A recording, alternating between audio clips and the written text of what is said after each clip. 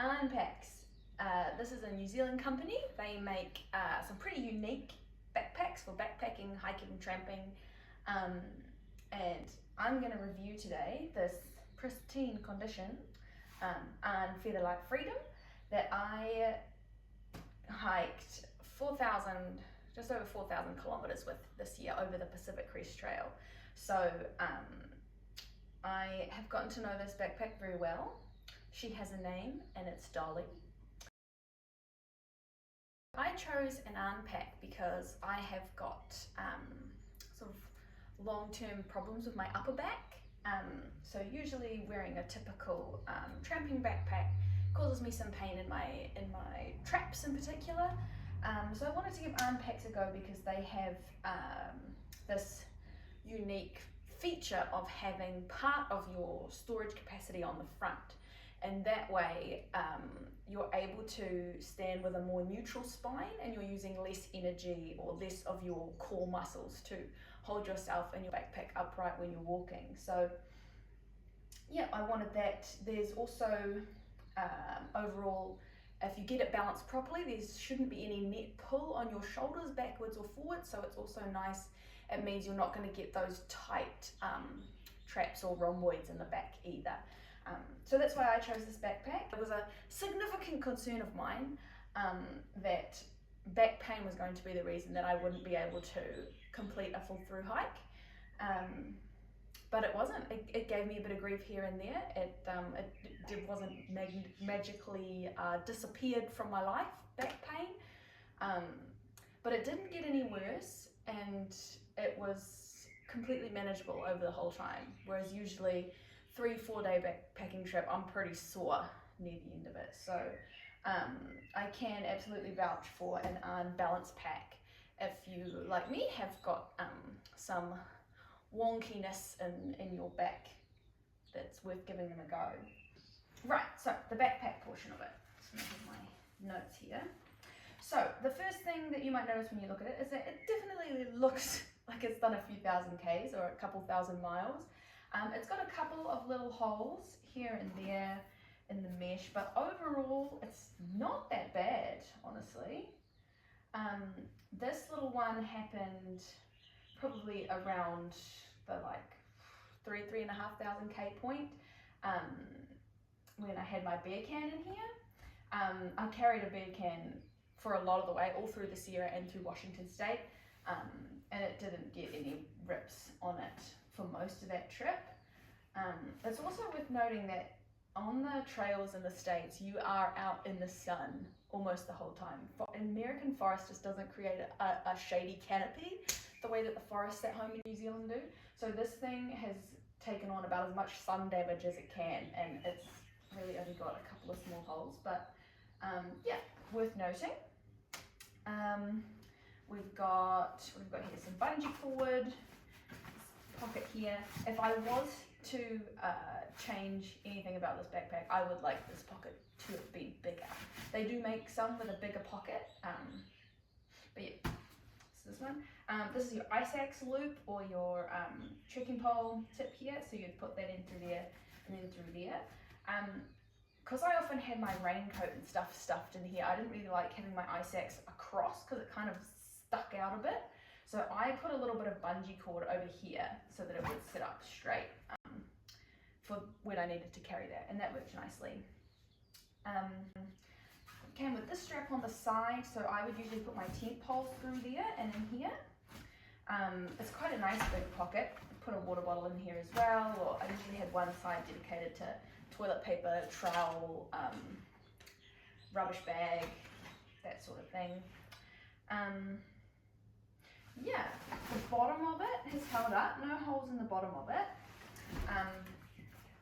Yeah, just a few bits in the front there. Right, so one of the most common backpack problems that I saw out there was people with ultralight packs had their frames fail on them.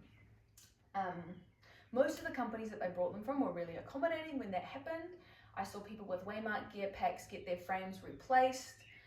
One person had hers replaced for free, another one had to pay like $30 or something because their backpack was a bit older.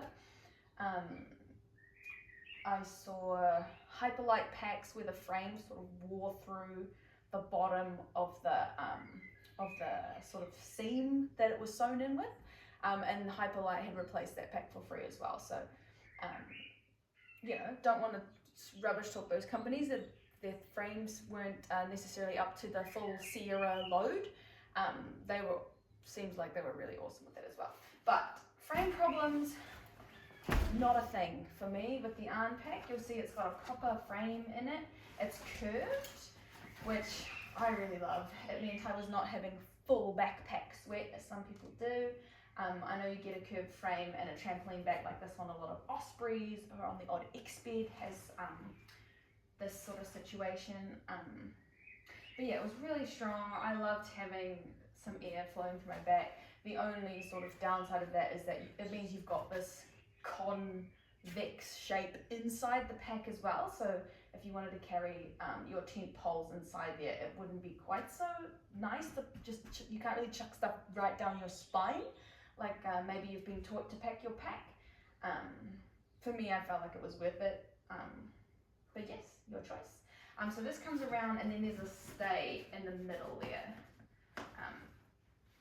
Yeah. Right, trampoline backs be good. The U-Flow system. So you may, if you've got amazing eyesight, have read that this is Featherlite Freedom U-Flow. Now the U-Flow thing is probably my favorite thing about the backpack. Like, I know some people are kind of like hot and cold with whether they want to have the pockets on the front or not, and but anyone who's had a go at this, I feel like loves the U-Flow thing.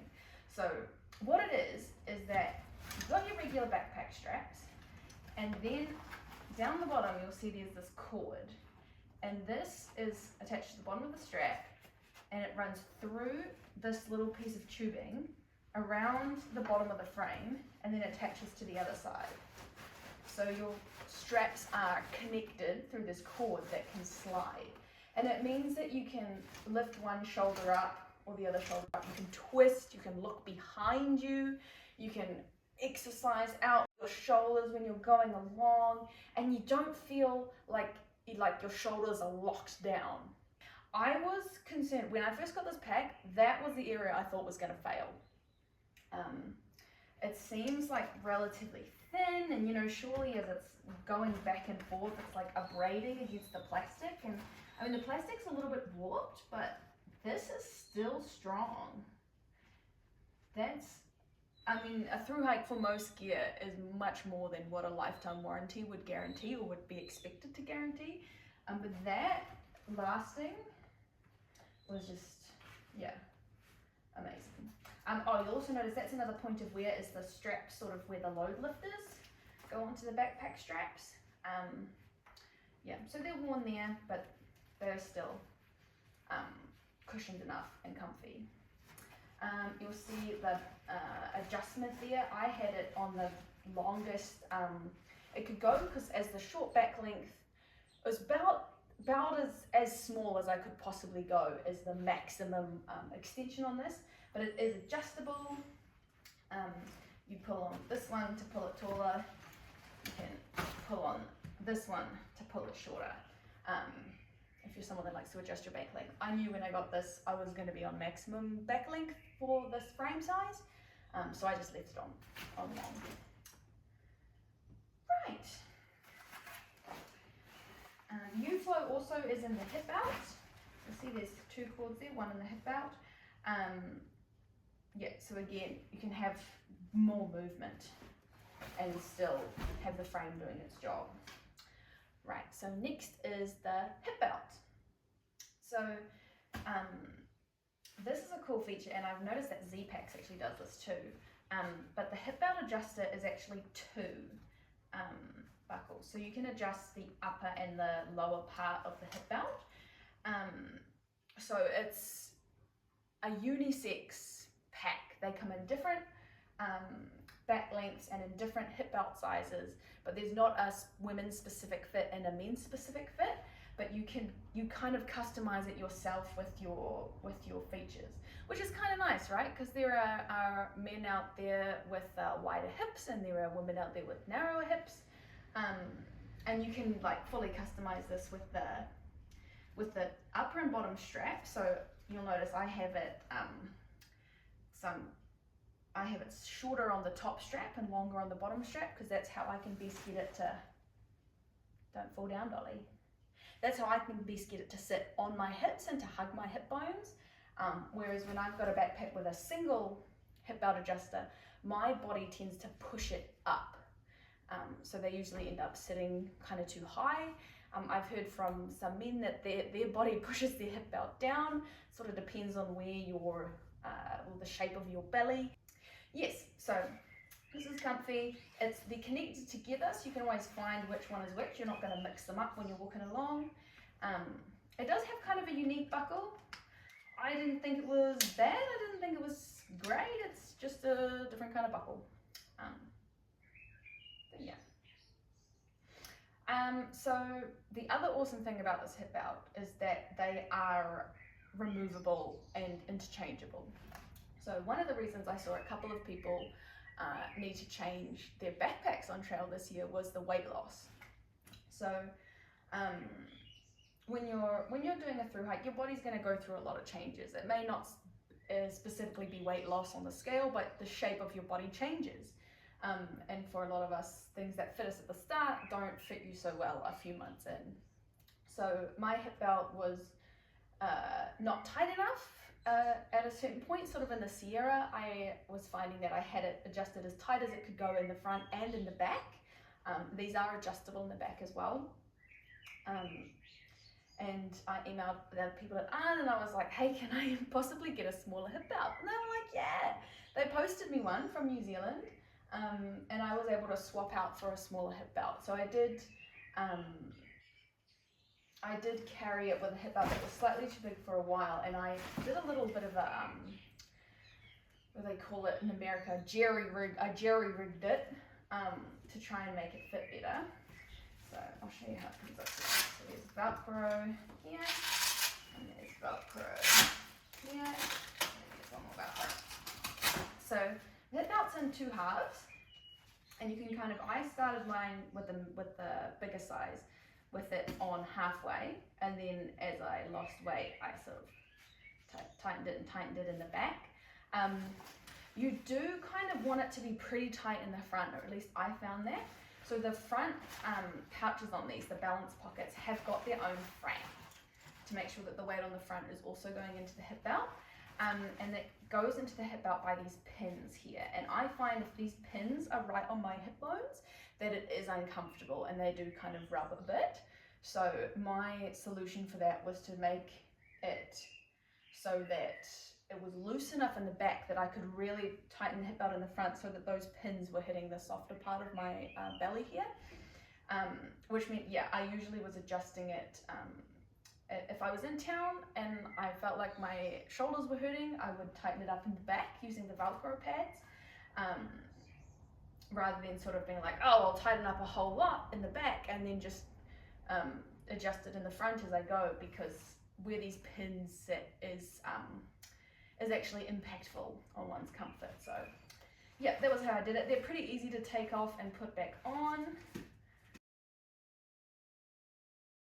They are really cushiony, but as I said, you can sometimes feel that pin if it's right on your hips.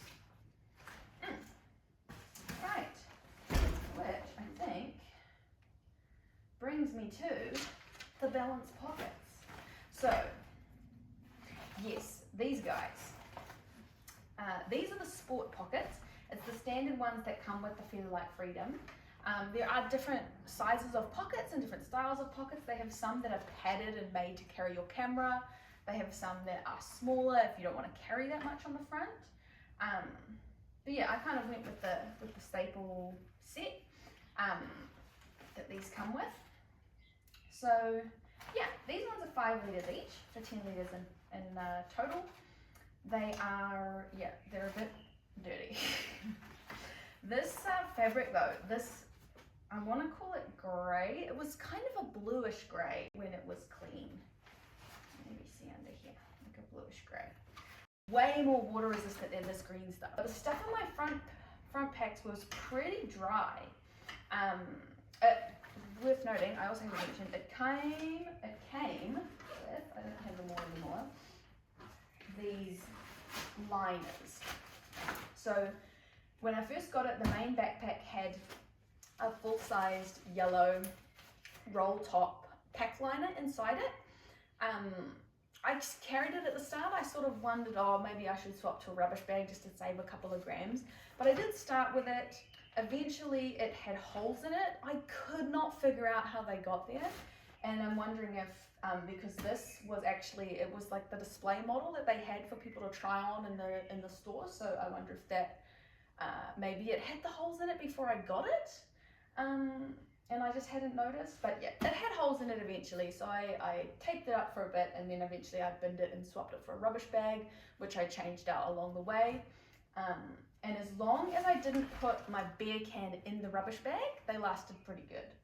If the beer can is in the rubbish bag, then beer can rubbish bag frame is like a really abrasive combination, and you pretty much instantly get holes in your rubbish bag. So put your stuff you want to stay waterproofed in the rubbish bag, roll it down, beer can on top, and it was good. I fell in a couple rivers, I went through all the rain in Washington, and my sleeping bag was always dry.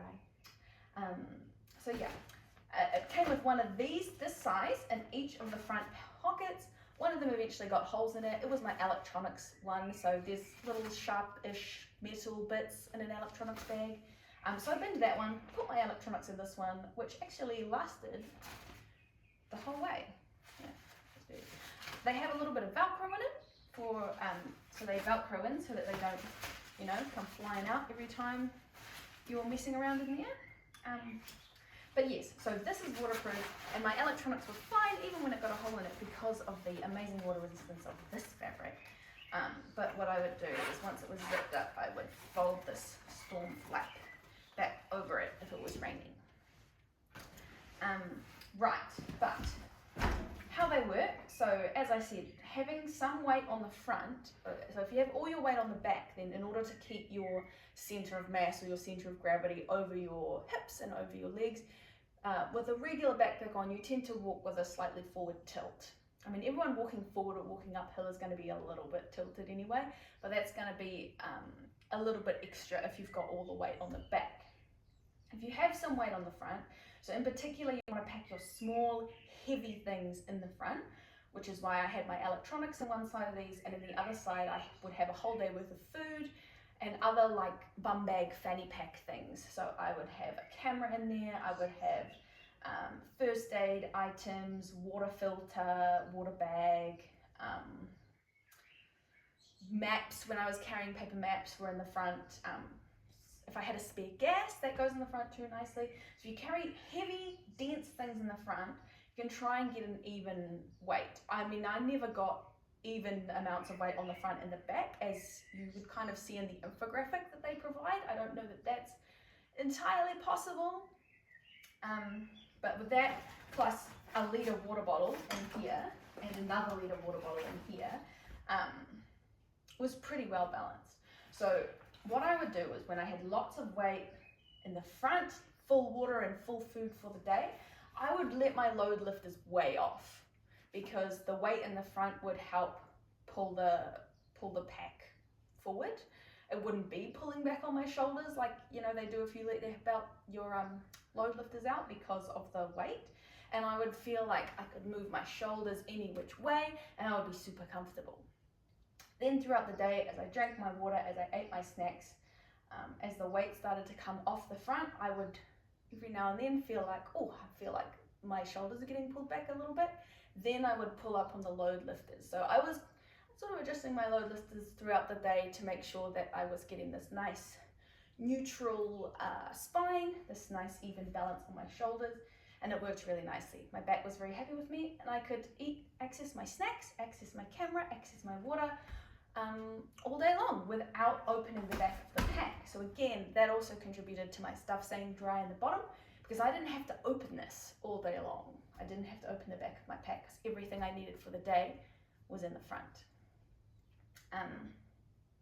Right, so obviously they do add some weight to the pack, but my brain just kind of budgeted that with these on, I'm not carrying a bum bag, I'm not carrying a camera clip, I'm not carrying a shoulder water bottle holster. So there is that sort of weight, what would you say, a weight budget there that I feel like they even out. And they do say on the website,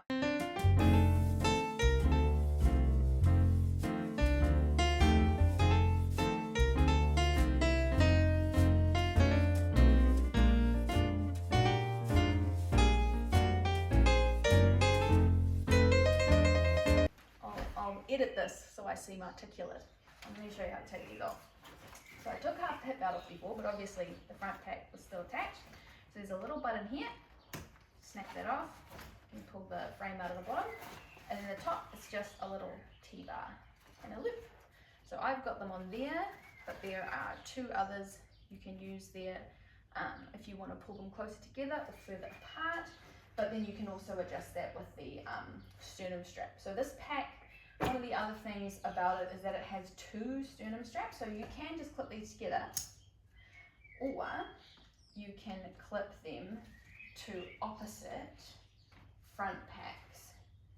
And I liked to do that because it meant I didn't have one strap right here.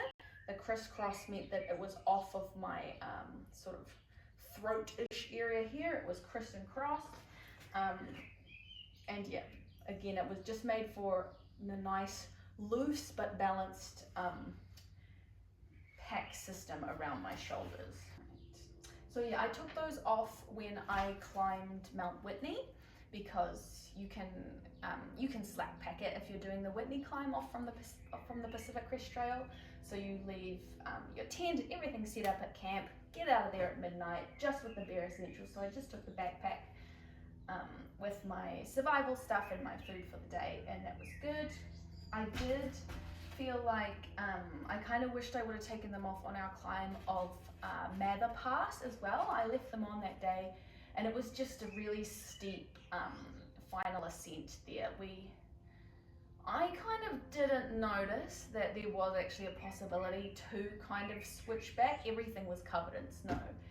But I went straight up the rock climb with the hearty climbers, and it was very scary. And at the time I did wish I could have pulled my chest right up against some of those rocks rather than having the packs in the way. But that was a learning moment, and I thought, well, in future if we come to a climb like this, I'll take the front packs off and I'll chuck them on the back, and then it would have been sweet. Right, so again with this being a unisex fit, the other thing I sort of thought when I got it was, is this front pack system going to fit over a woman's chest? These, yeah, with the curve in the frame, they don't sit against your front at all. So I could walk along, if my hands were cold even in the morning and I wasn't using my hiking poles, I could just tuck my little hands in behind the front pack. So they're not up against your chest at all. So these with the straps, and they do suggest that you bend or flatten these frames if you want to, like you can actually adjust them if you like. I left them how they were at the start. They fit my body, I had room, and they didn't irritate my chest at all. It's also worth noting that I had quite lumpy straps of the first sports bra that I was wearing. They were these like adjust and hook ones. If you've worn one of those before, if you haven't, you don't know what I'm talking about, that's fine. But you know, I did a shakedown, did a practice hike in them with this pack, and it didn't bother me at all, the lumpiness of the straps. Again, because when you set your backpack up properly, then it's not hanging off your shoulders, right? Not down on them and not back on them. So wearing a bra with this was also comfortable. I think mostly these are here because they do sell all these other different straps for like attaching different gear to the outside of your pack. For me, yeah, I use this one for my tent poles, or sometimes for my whole tent if it was wet, or my whole tent. You also got the top. This is a single strap, so if you are carrying a beer can, this is not super stable on its own, or I carried a foam mat on the top of my pack for a long time, So what I did was I added a piece of guy line that went from this one round to the top handle and then over to this one, and that was really stable for the foam mat.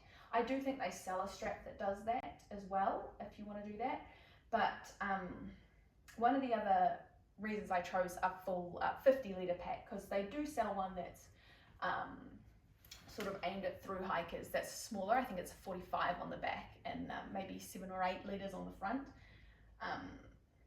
But I wanted this one because it's wide and it's big and you can get a full-size beer can in there. I carried the Beer Vault 500 and it fits horizontally inside there. As I said before, I mentioned it with the pack liner and all that. But yeah, being able to get the beer can horizontally in there made for real ease of carrying it. The only zips on this, so it's a roll top. Even though it's not waterproof, I think the roll top is more for compressibility, so you can really lock it down. The two clips do not clip together, so you can't roll it over and clip it across in the front.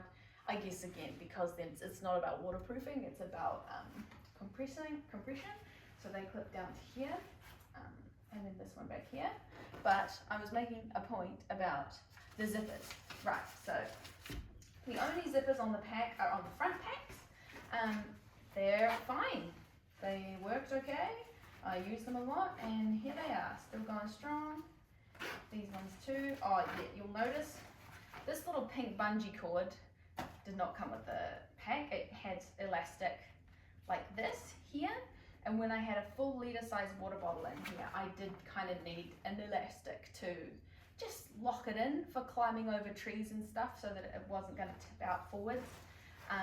They both snapped not immediately. One of them lasted a really long time and one of them didn't last so long. So I swapped it for a piece of hairband that I found in a hiker box.